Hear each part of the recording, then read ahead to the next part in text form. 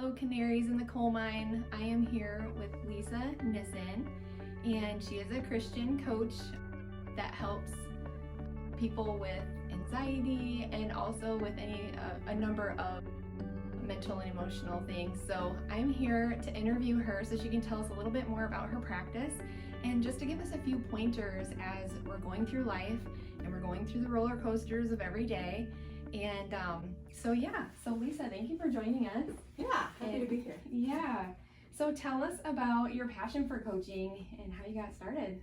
Yeah, so back in 2018, I'll try to make a long story short, but my husband was gone on a 10-day mission trip, and he came back, and I was shocked that I did not have a whole lot of emotions.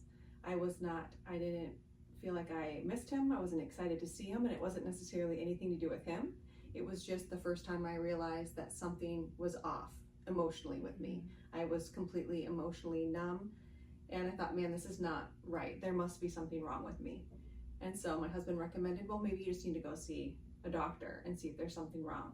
So I thought, okay, I'll go do that. And I thought, okay, we'll just go in, I'll get some blood work done, they'll have some answers, and I can, move on.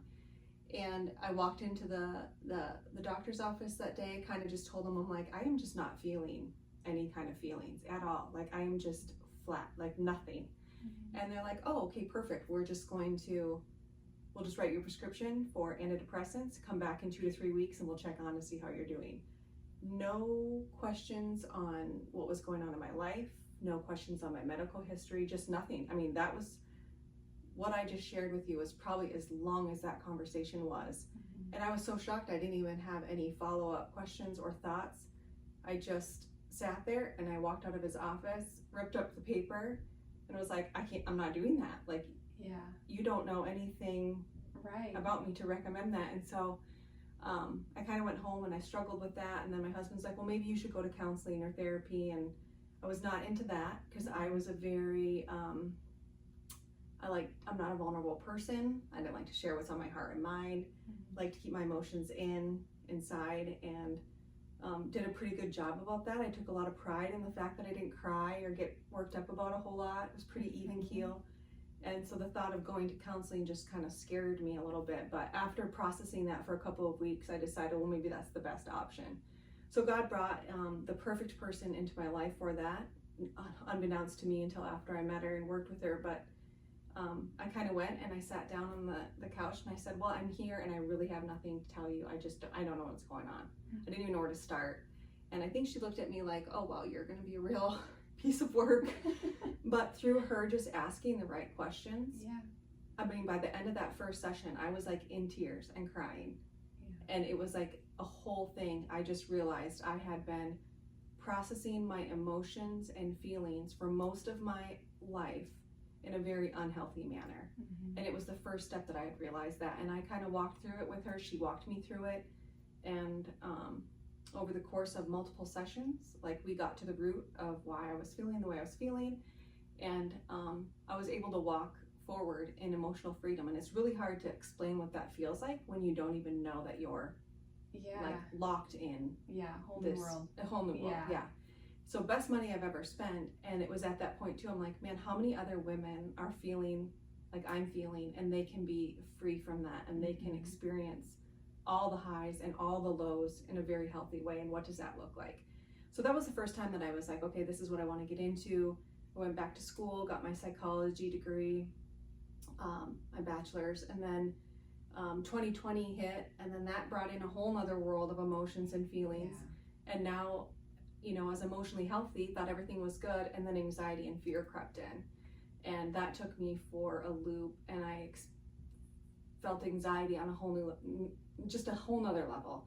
Mm-hmm. I couldn't eat, couldn't sleep, had lost 45 pounds. And for 8 months, I mean, it was the hardest thing I've ever gone through. Mm-hmm. Health deterioration. I mean, so much. So you've been there, done that. You have a lot of experience feeling a lot of emotions that a lot of women feel. Full spectrum. Yeah. Yes. Yeah. And after working through that, I mean, and that was a long, hard journey, but it can be done.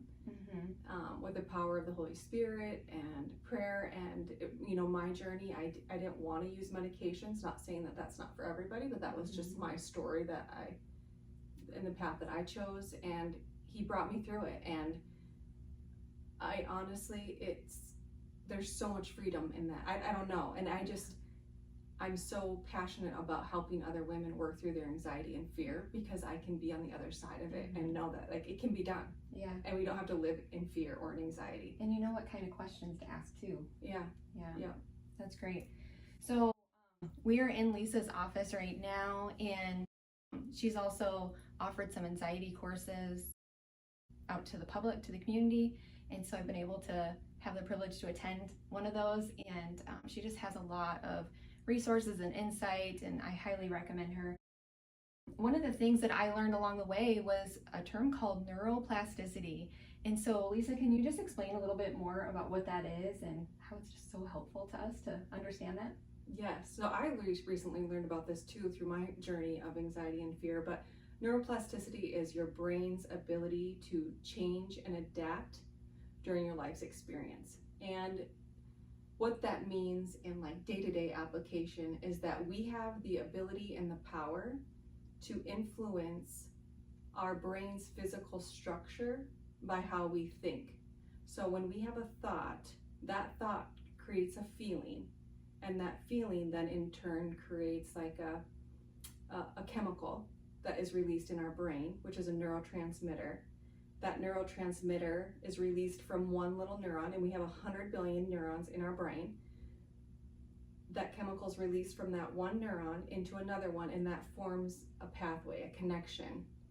And that is where you get your neural pathway. So if you hear about, creating paths in our brain, that is where that comes from. And we have the ability to influence, to strengthen our good, positive thought patterns, or weaken our negative if we want. But we have how we think physically impacts our brain structure, which is crazy that we have that power. And it's also super hopeful, because scientists, as of the last 40 years ago, up to 40 years ago, scientists thought that we were just, this is the way we are wired, this is the way we're programmed. If our grandma and our mom struggle with anxiety, we're going to have anxiety. And they have found through the modern technology that we actually have the ability to change the structure of our brain. I love that. Based on how we think. And it's so hopeful. And it's cool because, in Lamentations 3, I can't remember, 3:23, it talks about the Lord's mercies are new every morning.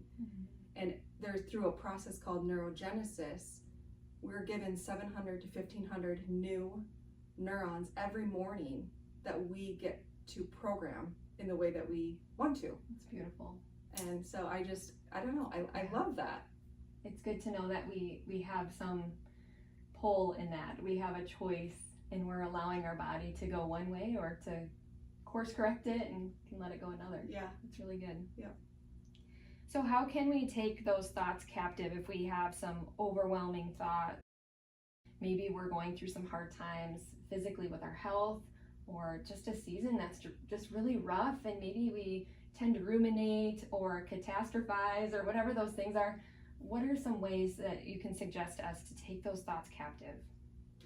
Yeah, so in 2 Corinthians 10:5, we can demolish arguments and strongholds by taking them and holding them up against to what God's word says, and then taking them captive and making them obedient to Christ. And so what that means in daily application is when we have thoughts that maybe are constantly popping up in our mind, or maybe they're negative in nature, we have to stop. We have to take that thought that we are constantly thinking about, hold on to it, take it captive, and then start to dissect it, asking ourselves, okay, is this true?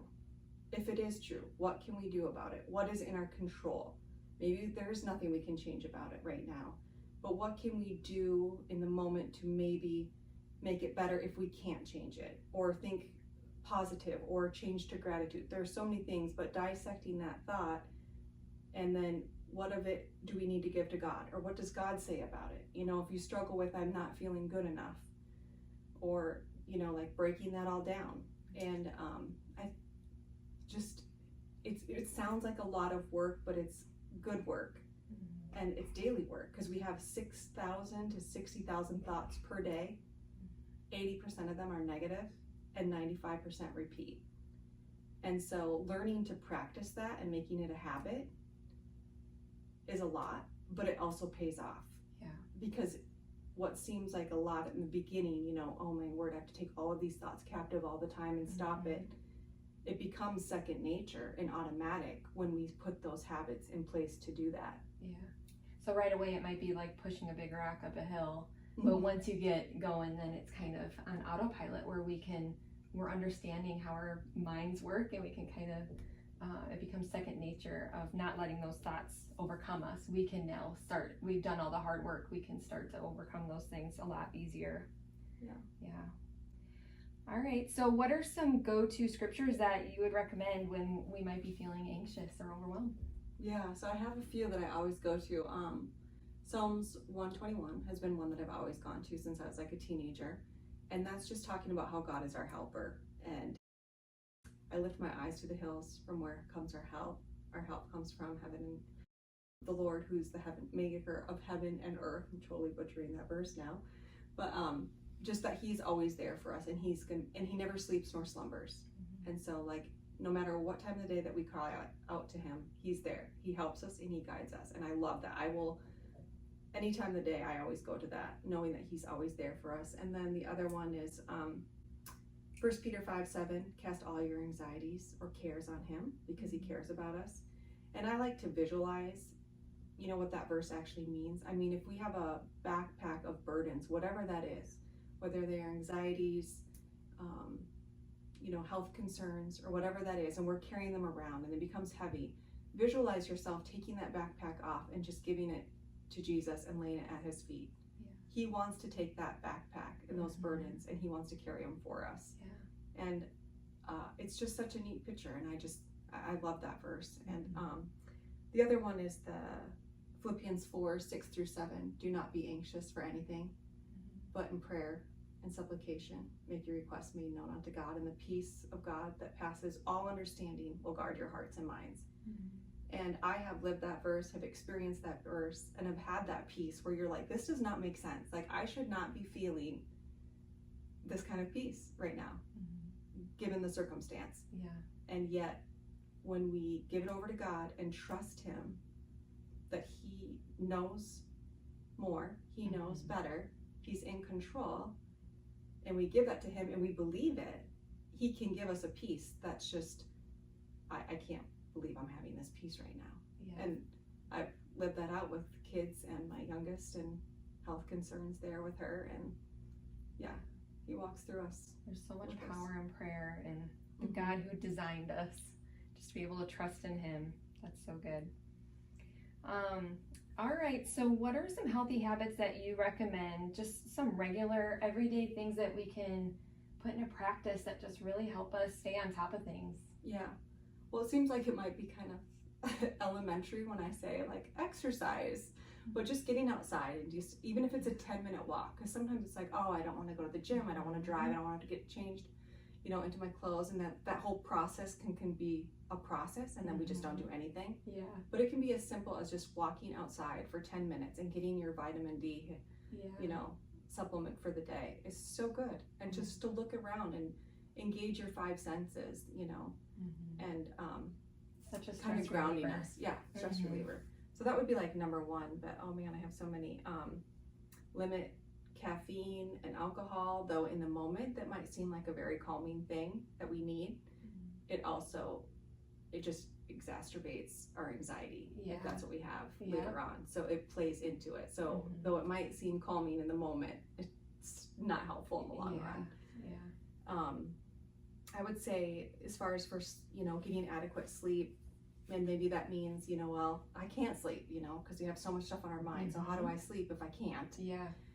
And I've had to make some adjustments, you know, sleeping with the room super dark, lowering the temperature, no screen time. And then if my mind just won't shut off, I journal it. I write it all down in thing right by my bedside, and I say, I'll take care of this in the morning.